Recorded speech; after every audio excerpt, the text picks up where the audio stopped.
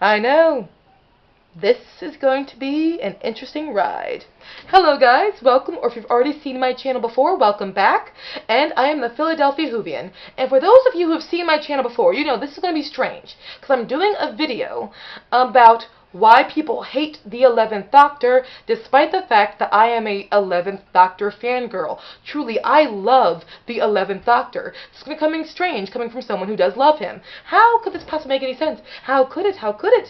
Well, the reason why is because I figured I'm going to take all sides of the argument, and I spoke with people who loved the 11th Doctor but also hated the 11th Doctor, weighed out the voices and the differences, and also admit some of those discussions I got into with people who hated the 11th Doctor were very good conversations where we spoke peacefully. Others, the person got angry with me for not hating the 11th Doctor. Yes, sometimes people get mad at you for not hating 11. Well, it's just that kind of day. So, when it comes to this video, I'm going to be giving explanations about why people have told me or admitted or had to eventually admit why they hated the 11th Doctor. Now we're going to go for the most simple, then down to the most complex reasons.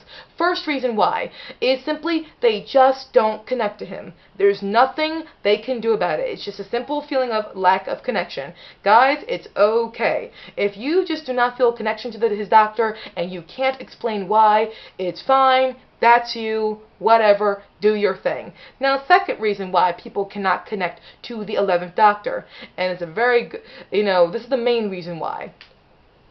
Some admit this, some don't.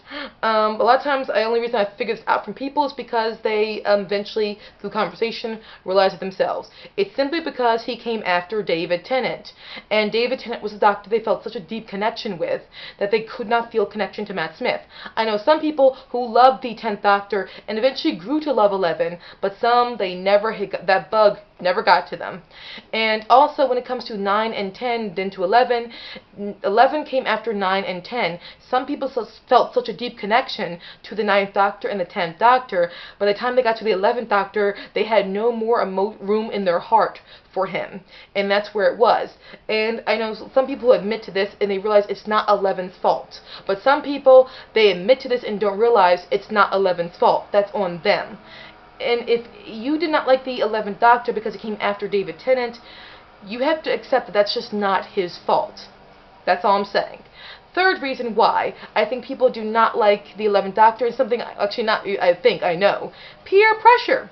I know a lot of people who simply, because there's some people around them who love David Tennant and Chris Eccleston and hated Matt Smith, they felt pressured into thinking that they should hate the 11th Doctor too. I've seen people who start out loving the 11th Doctor and gradually liked him less and less with their more exposure to the fandom and to fan bases.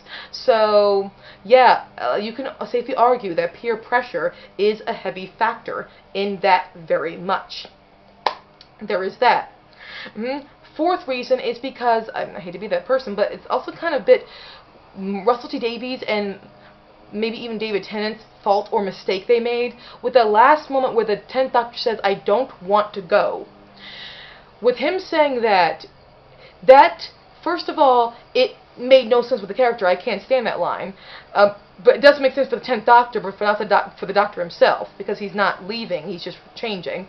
But with that action, it made it feel like the 11th Doctor was killing the 10th Doctor, or the 10th Doctor was dying so 11 could be born, and it wasn't something that he embraced.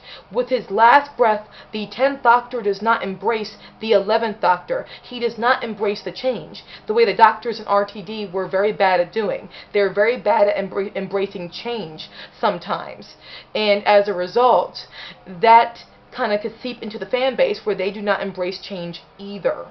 And with the 10th Doctor, his last breath, not embracing 11, you could easily see how someone would not embrace 11 either, because 10 did the same thing. He kind of led, you lead by example. He led, and he was the example. Did not embrace change, therefore people do not embrace the 11th Doctor. Okay, and this concludes part 1 of why people do not like the 11th Doctor. Part 2 is going to be a lot deeper. I'm going to prepare you for that. It's going to be a lot of depth into that reason. The Fool might be intimidating for you. But I hope to see you guys again very soon. Bye, guys.